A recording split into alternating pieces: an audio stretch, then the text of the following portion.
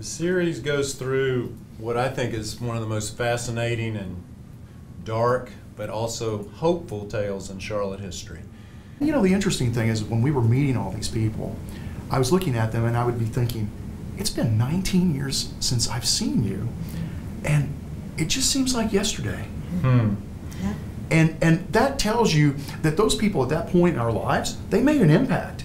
You know, it was like coming, all of a sudden you're reaching closure on a lot of different things here. I will say that of the interviews that we did, the three that stick out to me the most, number one would be Sandra Adams, who we've spent a long time with over a period of years, but we had a pretty remarkable 2-hour interview here at the Observer.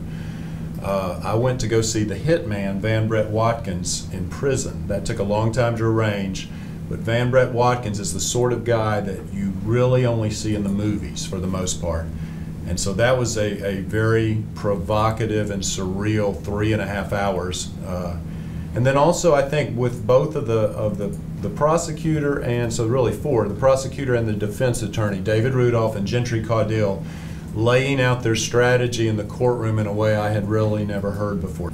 And I'd just like to add, with one of the really touching moments for me with the documentary is that Sandra talks to us about the decision that she made when it was time for Shericka to pass. And she talks about looking at her face and seeing her once again as she was when she was a baby.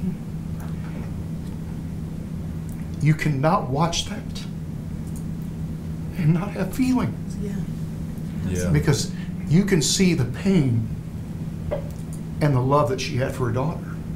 I would say that anytime you're photographing Sandra and Chancellor Lee together, basically everything's good. They are just wonderful people, and I think one of my favorite photos of them together is probably from when he was at his horse therapy session, and it's the two of them sitting on a swing, and I'm back a little bit away from them, swing. Yeah. And you can see, every time you photograph them, you can see the love that's there. There's that bond is just so incredibly powerful. Did you have an opinion of whether or not Carruth actually conspired to the murder of Shericka? And how did you keep that away from your reporting and your photographing and visual reporting? Well, I tried to play it as straight down the middle as possible, because I thought that was fairest to all involved. I will say that I think I've said this before, but I think there's three heroes in the story, in Sandra and Chancellor Lee and Shericka, and the way they responded to incredible adversity. Whether we know exactly what happened on November 16th, 1999, I still don't think we know.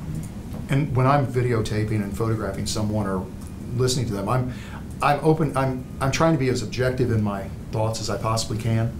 I mean, of course, I have personal, feelings about things, but I want them to present their story. I want to hear what they have to say, and if they can change me, what I'm thinking, that's great. Shericka's 911 call is so powerful, and I think Clark Pennell mentions that, speaks specifically to that. He says after you hear that, and in the documentary you can see it, he says, when you hear that, how could you sort of doubt her? I mean, she's just been shot 4 times. Ray Carruth still says it didn't go down the way for what he was convicted, and we needed that piece to be fair to the Carruth side, whether you believe it or not. I would like to, basically, that to me is really to have Ray finally sit down and say, okay, I'm going to give you this time, and we could videotape him and photograph him again after all these years.